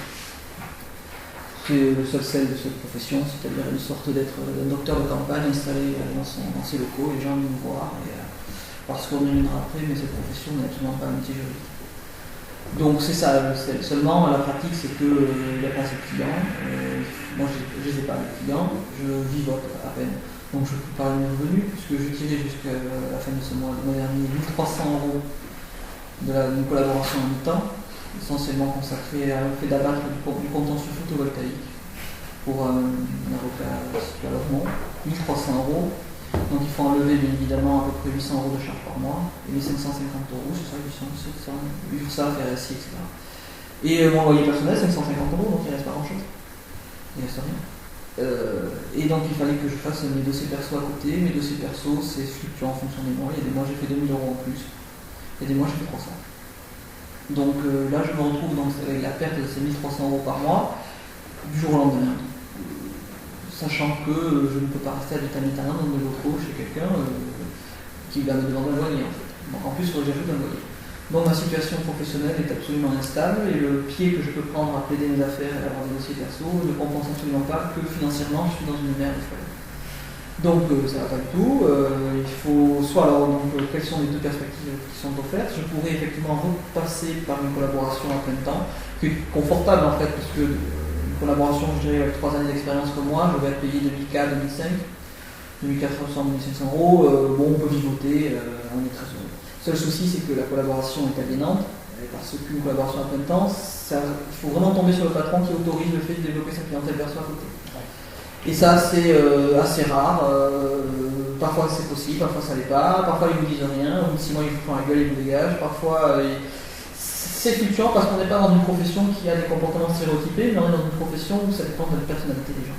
Puisque c'est une profession libérale, donc c'est tellement varié qu'on ne peut pas faire de généralité. Moi, ce que je sais, c'est ce que je vais faire, parce que de toute façon, je ne vais plus avoir le choix. Je ne vais plus avoir le choix parce que je ne veux pas retomber dans une collaboration. Moi, comme j'ai pu l'ébaucher tout à l'heure, j'ai eu beaucoup de mal à trouver des collaborations et quand je les ai, c'est fini. Donc, on ne va pas s'entendre très clairement, je suis de tempérament mon propre patron. Et si j'ai fait ce métier, et ça nous viendrons après, si j'ai fait ce métier, c'est parce que je voulais être mon propre patron. Et je ne voulais pas avoir suivi la hiérarchie. La seule hiérarchie que je tolère, c'est celle de mes clients, c'est la pression des clients. Parce que ce sont mes clients, je les ai choisis, ils viennent vers moi. Et c'est la seule aliénation que je tolère. Devoir dépendre de quelqu'un m'est insupportable. Donc il faut que je m'installe. Il faut que je m'installe et je fais comment? Eh bien, je ne sais pas. Donc je vais y réfléchir. J'ai une amie qui va me proposer des locaux d'ici un mois ou deux. Je peux y aller. Mais alors comment on gagne sa vie? Puisque je vous ai expliqué, des fois je fais 2000 €, des fois je fais 300. Le dernier mois que j'ai fait, je suis à 300-400 €, ça ne rentre pas. Voilà. Je paye le client, la J c'est pas tombé. Donc j'ai moins de 1000 € par mois. Eh bien, il y a ce qui s'appelle la banque centrale. Chez les vieux garçons, c'est pas permanent. J'ai demandé à mes parents s'ils pouvaient m'aider quelques mois pour tenter l'expérience de l'installation. Avec l'idée que le fait de mettre une plaque attirera des clients et me permettra d'ici 5, 6, 7 mois de payer mon propre loyer, etc. Donc c'est un risque financier, il faut prendre des risques dans la vie de toute façon. Moi, ce qui est certain, c'est que je ne peux plus supporter la collaboration. Donc ça fait 3 ans de débat, et je ne prends mon pied, je ne travaille bien de toute façon que sur les dossiers perso. Je finirai sur ça. J'étais en audience à Pau, donc hier. J'ai passé la veille 5 heures de temps à préparer un dossier. Le fait d'avoir passé jusqu'à 5 heures de temps, jusqu'à 22 heures, chez moi, tranquille, devant l'ordinateur, à préparer ce dossier, ne m'a pas semblé être du temps de travail. Ça m'a semblé être ma destinée hegelienne, c'est-à-dire j'ai pris mon pied, demain je vais dégommer l'adversaire, et en plus je vais être payé pour ça, c'est extraordinaire.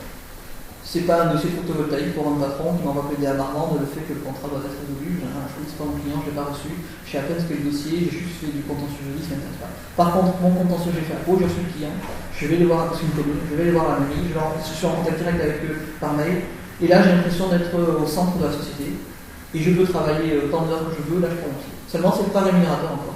Ça s'est passé comment? Ça s'est passé que j'ai gagné, puisque c'était un contentieux absolument public d'aide, c'est intéressant pour le publiciste. C'est une procédure d'aide à l'exécution. Nous avions perdu parce qu'il avait ravi les cadres de fonctionnaires. On a perdu sur un vice de procédure parce que le comité médical n'était pas bien constitué. Donc il a été réintégré dans la commune. On l'a foutu en mise en disponibilité d'office. Et là, il réclame le paiement de ses indemnités journalières. Je suis allé à l'audience, c'était savoir est-ce qu'on devait les indemnités journalières en référé. Je lui ai dit qu'on ne les devait pas. Ben, on ne les devait pas. Enfin, on ne sait pas si on les doit. Enfin, toute la cause faut qu'on s'y CPN. On a gagné et débuté, ça demande en tout cas de vouloir accélérer l'exécution de l'ordonnance. C'est un contentieux débile, ça n'a absolument aucune d'incidence et d'importance, mais je suis content d'avoir envoyé mon mail à mes clients en disant bonne nouvelle en ayant. Et ça ne vaut pas rémunération, mais c'est le début, monsieur le grand mot, c'est pas la gloire, mais enfin c'est le début de je bande. Et ce métier me fait bander régulièrement, non mais il me fait énormément bander, parce qu'il me fait compenser des erreurs personnelles, et que d'une certaine manière je prends des bouffées d'exaltation sans moi. Et tant que ça durera, le jour où c'est rémunérateur, je pense que je suis le plus loin des deux. C'est pas pour maintenant, mais pas maintenant, on va mettre un peu. C'est triste, ça doit être 30 ans. Oui, donc je vais bref, là, c'est bien connu en fait, les avocats vont en plafond en Ferrari et dans des magnifiques maisons. On se prend une grande claque. Moi, je pensais pas du tout ça, hein, mais je n'imaginais pas en fait que les avocats au début, dans leur. Je dis au début, mais il y en a bon nombre qui, au bout de 10 ans de bar, ne gagnent pas encore le SMIC. On commence en fait. Le côté pervers en fait, de la situation, c'est que chaque barreau, chaque grande ville, on va dire, impose des minima pour les rétrocessions données aux collaborateurs. En première année, c'est 2100 euros brut. Comme il y a 2100, il faut retirer 35 et 40% de charge. Deuxième année, ensuite, on passe à 2003. Et ensuite, qu'est-ce qui se passe? Écoutez, ça dépend de la bonne volonté du patron, entre guillemets, qui voudra vous accorder une rétrocession un peu plus élevée. On est dans une profession précaire. Moi, je ne trouve pas ça normal qu'après 7 ans minimum d'études, on soit payé en dessous du SMIC pour des heures que je ne compte pas. Première année, je travaillais semaine, week-end. Je faisais 9h, 21h au minimum. Le week-end, c'était pour moi pour mes dossiers perso parce que j'étais dans un cabinet qui, comme il y a Vincent, ne permettait pas en fait de développer cette clientèle en dehors des heures du cabinet. Et du coup, forcément, si je voulais faire mes permanences de garde à vue, c'était le week-end. J'ai changé. Parce que forcément, quand on fait ça pendant 2 ans, on se bouffe la santé, on perd notre santé le week-end. On arrive le lundi matin, on est complètement défoncé parce qu'en fait, une permanence garde à vue, ça peut être en journée, mais ça peut être aussi la nuit. Donc ça commence à 18h et ça finit les appels, puis c'est à 6h du matin, mais après il faut faire les auditions au commissariat toute la matinée. Et ça, si vous faites ça tout un week-end, ça vous. On n'a qu'à prendre un parallèle, vous sortez en soirée jusqu'à pas d'heure, vous n'êtes pas frais le lendemain. Et c'est pareil en fait avec les permanences. Pour finir sur voilà, c'est une profession qui est précaire, qui oblige quand on est collaborateur à faire des permanences pour essayer d'avoir un petit bonus pour payer nos soirées, on va dire. Mais voilà, je ne m'attendais pas à ça, bien sûr. J'espère que voilà, dans les années qui vont venir, ça va s'améliorer. Il faut bien arriver pour avoir une carotte au bout de son nez, pour sa bouche, pardon, pour avancer. Alors encore une fois, genre un mot optimiste, je sais pas. Non, mais effectivement, c'est vrai que si on ramène au taux horaire, basculer quand on commence, je sais pas, j'ai même pas ramené au taux horaire en fait quand j'ai commencé, il vaut mieux pas sur le site. Après, je l'ai pas perçu de la même façon. Alors je sais pas si c'est parce que j'ai commencé, j'avais 25 ans. Du coup, j'ai plus vu ça comme la post-période de formation en fait. Moi, j'étais avocat, mais j'avais encore énormément de choses à apprendre. Et donc du coup, finalement aussi, peut-être parce que j'ai eu la chance d'un cabinet qui m'a formée, je ne l'ai pas ressenti comme ça. Je ne me suis pas sentie exploitée, je ne me suis pas sentie... voilà. Après, c'est vrai que quand on prend un peu de l'expérience, très vite même, je dirais de 1 an, on n'a plus le même ressenti par rapport à notre travail et on commence à se dire, là quand même, je deviens vraiment rentable. Je peux prendre mes dossiers à côté, je gagnerai beaucoup plus en beaucoup moins de temps. Et c'est là où on a un problème, parce que du coup, on devient schizophrène. C'est-à-dire qu'on travaille, non mais c'est vrai, on travaille pour un cabinet à 20 ans, il faut être à fond, il faut être investi dans les dossiers. Et en plus de ça, on travaille pour nous-mêmes. Du coup, on a la double face, la double casquette. On se présente comme collaborateur d'un cabinet et on a aussi nos clients à côté. Et en fait, on n'en finit plus parce que du coup, on est tout le temps dedans. Et c'est là où il n'y a pas tant de repos finalement parce qu'on est à fond pour le cabinet dans lequel on travaille, on est à fond pour nous aussi parce qu'il faut développer notre clientèle. Et là où aussi je suis quand même optimiste, c'est que je pense que. Mais évidemment, on travaille tellement que du coup, on a mis dans le guidon et je comprends bien que du coup, ce sera le bol général. Mais vraiment. La clientèle perso, c'est du réseau, oui, mais un client content va ramener un autre. Il faut être visible sur les réseaux sociaux, il faut être visible, avoir un site internet bien référencé. Il ne faut pas hésiter à répondre à des demandes de devis, puisque maintenant il y a des sites qui en proposent. Ça peut se développer rapidement et je pense qu'on a quand même si on est bosseur, on a un avenir dans le métier. Après, franchement, c'est certain, il ne faut pas s'attendre à avoir un équilibre vie privée, vie professionnelle, mais je pense qu'on y reviendra après. Je pense que tous les trois, on n'a pas d'enfant, on n'est pas mariés, c'est sûr que c'est déjà des sacrifices. Après, voilà, je pense que on n'est pas foutu, on va finir avec une plante verte. Mais voilà, on a clairement mis, avec un chat, on a clairement mis l'accent sur notre carrière pour le moment. Du coup, vous voulez faire tous les deux, en fait, vous voulez ouvrir également, être votre propre maître, du coup, être à votre compte. Sur le long terme, sur le long terme. Je pense que sur le long terme, après, il y a plusieurs possibilités. Soit on devient associé d'un cabinet. Oui, j'allais dire, soit vous devenez associé en fait, du cabinet dans lequel vous êtes collaborateur, ce qui peut arriver parfois, soit vous montez votre propre structure, comme le dit Vincent, qui le fait très courageusement. Moi, je suis admirative, des gens qui se lancent comme ça. Voilà. Mais c'est vrai qu'il y a ces deux perspectives-là. Après, je pense que c'est difficile de se prononcer maintenant, puisque c'est très évolutif, ça dépend des opportunités. Non, Charles Oui, c'est. Je ne m'installerai pas dans les mois ou dans les années qui viennent. Enfin, si, dans les années qui viennent, bien sûr, mais pas dans le prochain, par exemple. Je décale toujours mon entrée dans le grand bain, on va dire. Parce que j'apprends tous les jours et j'ai besoin en fait d'avoir cette part. C'est pour ça aussi en même temps que j'ai changé 3 fois de cabinet, c'est parce que j'ai besoin de voir différents domaines. Je suis toujours dans le droit immobilier, mais je veux dire, cette partie du droit est tellement large qu'on en découvre tous les jours. J'ai bouffé de la construction pendant 1 an et demi. Et maintenant, je suis toujours dans l'immobilier, mais d'une façon beaucoup plus large. Et là, ça m'intéresse extrêmement. Et là où je voudrais en venir, c'est que. Enfin, j'y pensais. Au début, je parlais des permanences. Au début, on est jeune avocat et on essaie d'avoir toutes les permanences possibles pour justement avoir le maximum de dossiers perso afin d'augmenter un peu sa bourse. Mais ce qu'il faut à un moment, c'est se dire, est-ce que ce que j'ai fait, toutes ces permanences, est-ce que ça m'apporte quelque chose? Je ne parle pas financièrement, mais est-ce que ça m'apporte quelque chose? Est-ce que c'est vraiment ma voie? Est-ce que je veux continuer dans cette branche?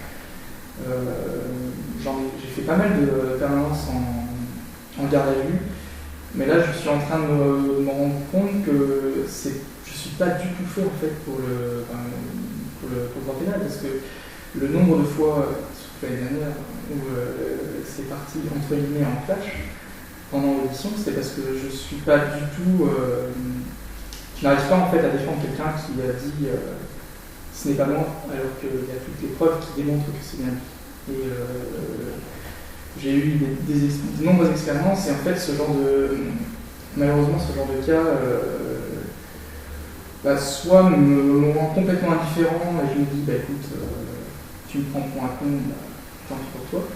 Ce soir c'est moi qui vais dormir dans mon lit, toi tu dormiras en prison, dans la cellule. Ou alors,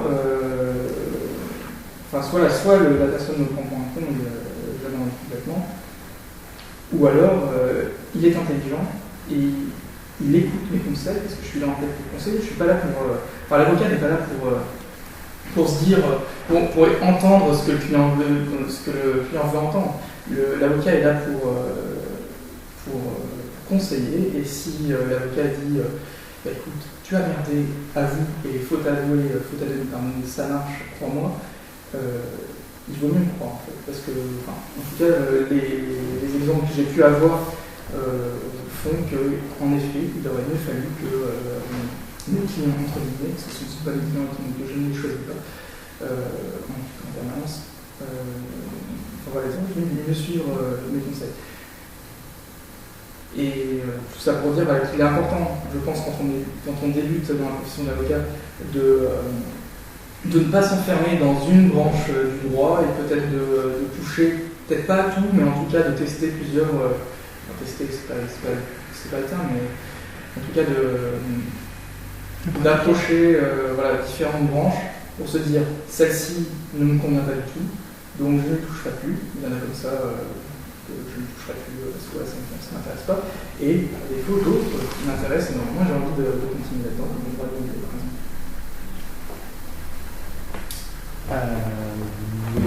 Juste rapidement, on a déjà pas mal abordé sur les aspects personnels.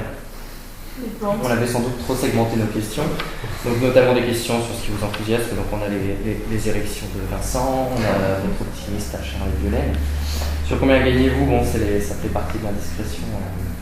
Et puis finalement, on rejoint la question de comment échappez-vous à la précarité. Apparemment, vous n'y échappez pas. Êtes-vous satisfait de votre situation actuelle? Apparemment, vous l'êtes. Et on va rebondir sur les deux dernières questions. Je vais en confier une à Colline. Colin, ça va. À chaque fois, c'était toujours l'effet différent, mais ça c'est pour le soir. Donc, est-ce que vous trouvez qu'il y a une adéquation, un équilibre entre la vie personnelle et la vie professionnelle? Après, tu as commencé à y répondre du coup tout à l'heure, je pense que la réponse sera négative pour le coup. Ça se peut penser. Moi je pense que ce métier est un sacerdoce. Donc on est comme des prêtres. Donc il faut être avocat toute sa vie, du lundi au dimanche. C'est très difficile. Mais c'est pas, pour le coup, c'est pas la charge de travail qui fait que je dis qu'on est avocat tout le temps. Parce que la charge de travail, elle est très variable en fait, en fonction des speeds ou pas. Il n'y a pas de charge de travail type. Il y a des jours où on va travailler énormément parce qu'il faut faire quelque chose pour le lendemain, puis d'autres jours à 15h, je décide que je vais chez le coiffeur et je me casse.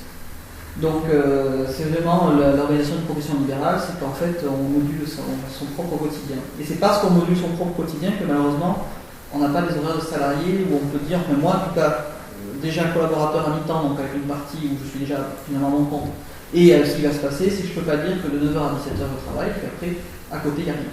Non, à côté il n'y a pas rien. Je peux recevoir un mail, tout à l'heure j'écrivais un mail à un client qui s'inquiète que je ne lui ai pas répondu à la fin. Je vais être tout le temps.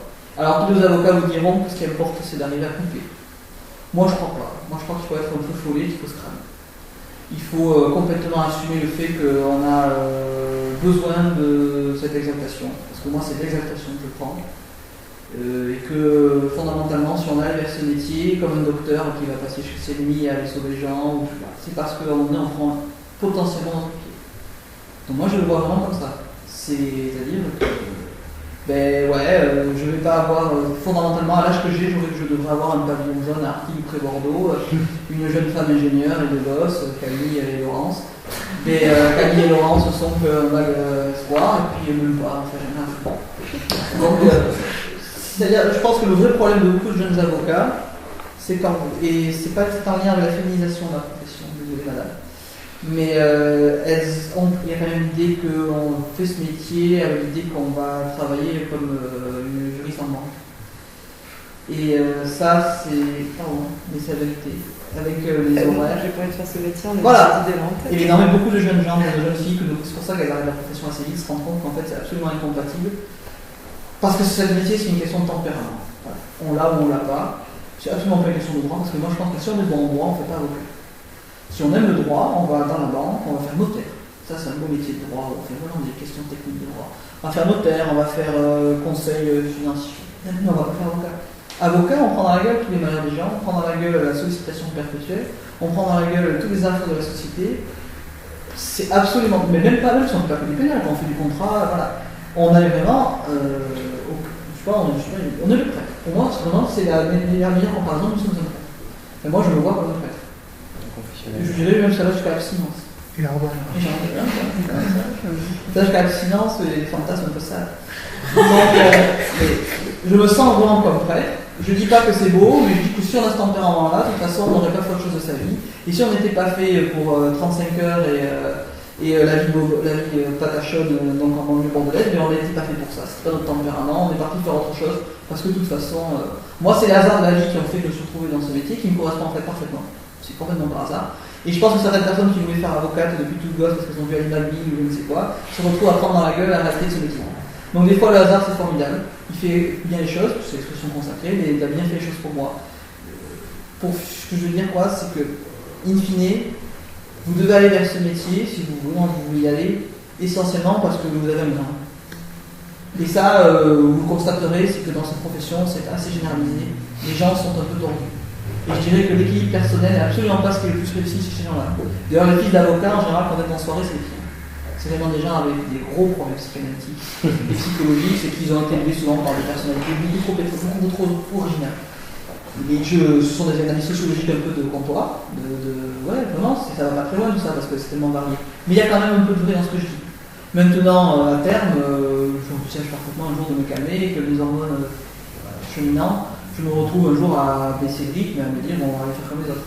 Mais je pense que j'en suis fondamentalement incapable, pour l'instant. Je pense que oui, t'en as pris la figure là. Non, mais ton père, j'ai croisé. Non, dans ta famille, t'en donné. Oui. Alors oui, non, absolument pas mon père, donc tout va bien, je n'ai pas trop de problèmes psychologiques tenant.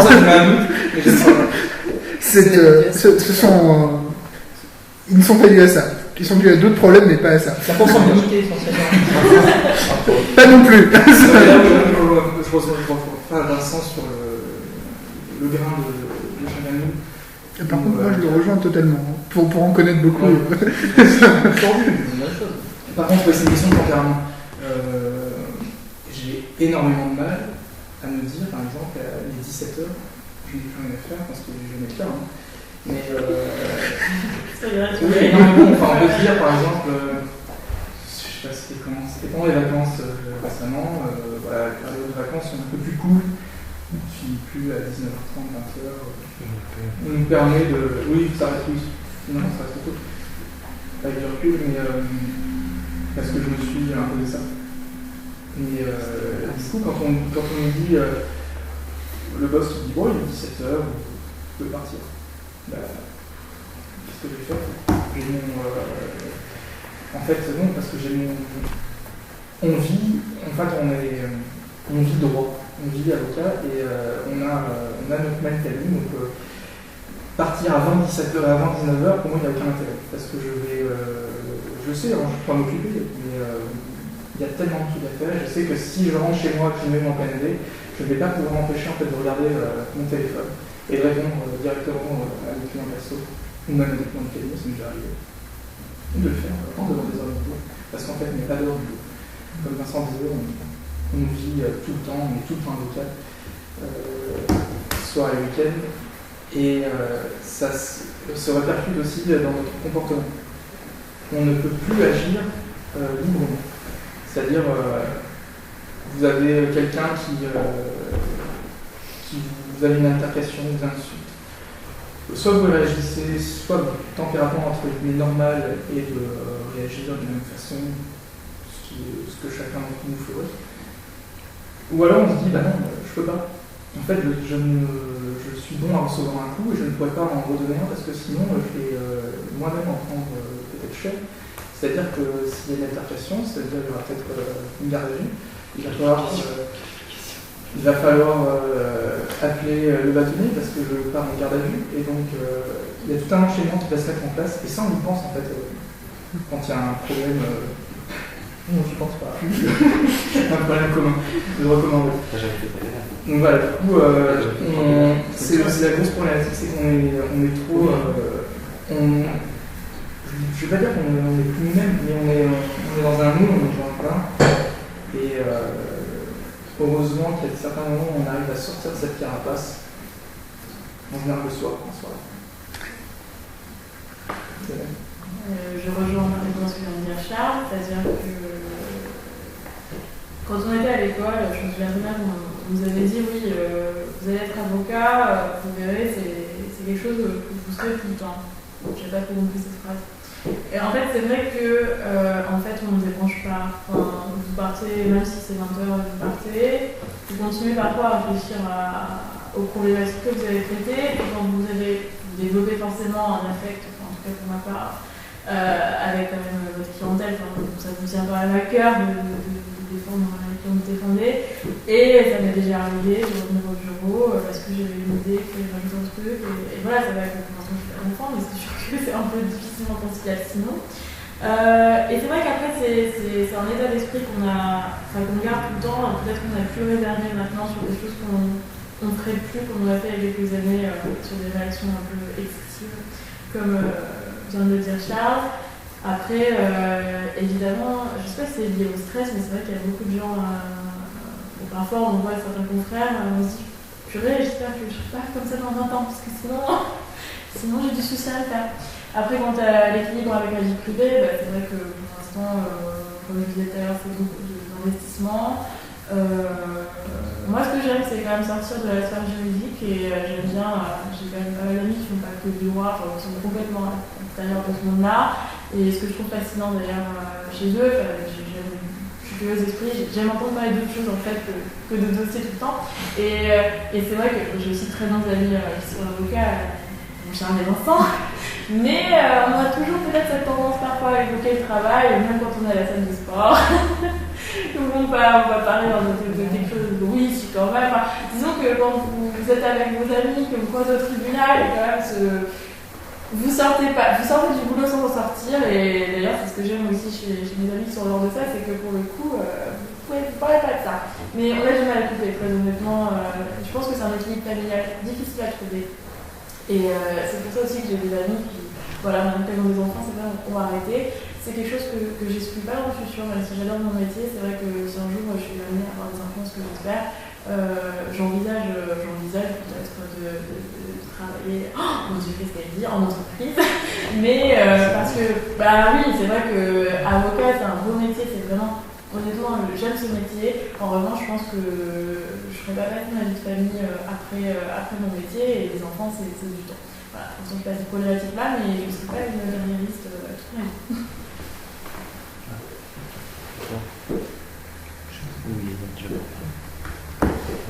C'est plutôt sur le...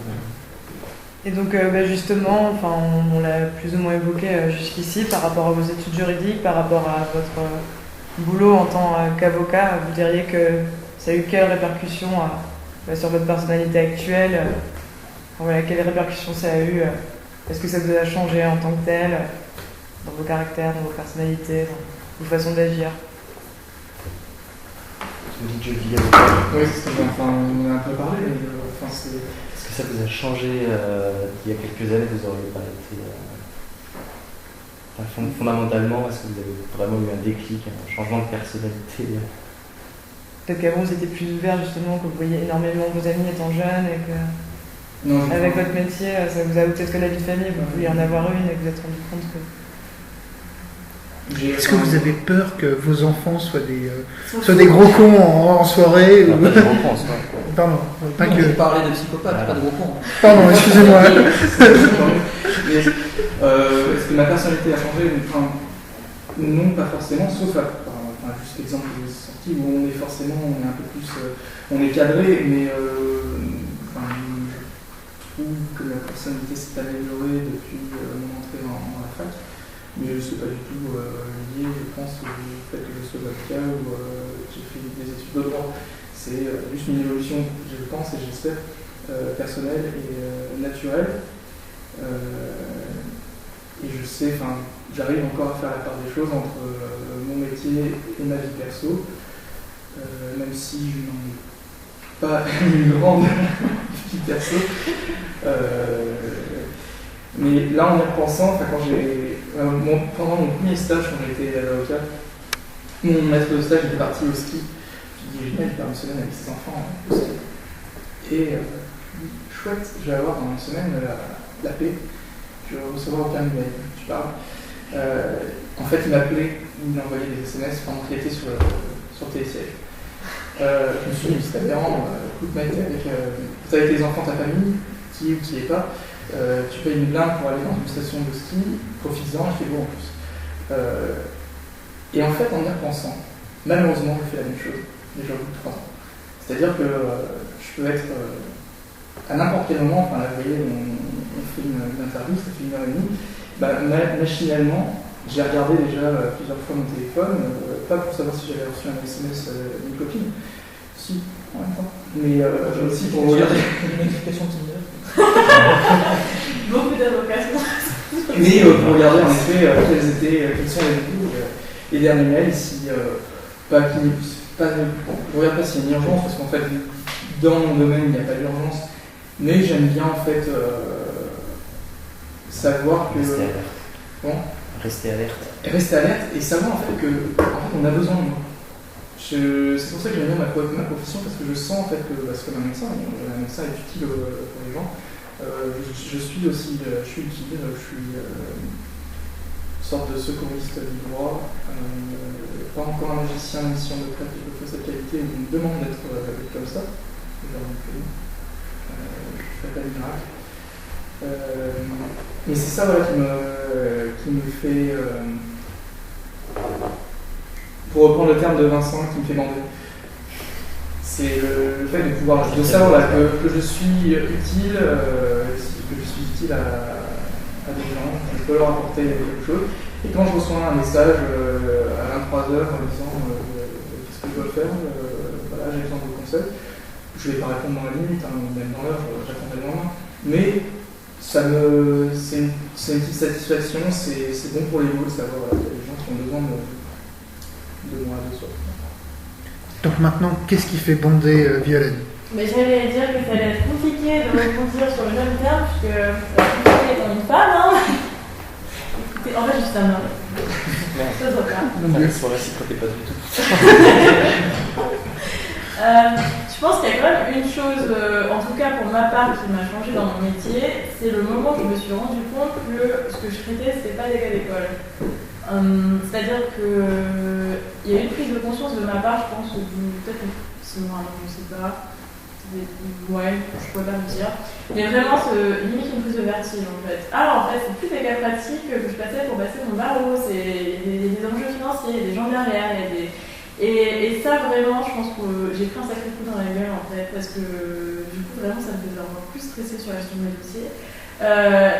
Et je pense que du coup, en termes de maturité, on prend du recul. Parce que du coup, comme disait Charles, on est au service des gens.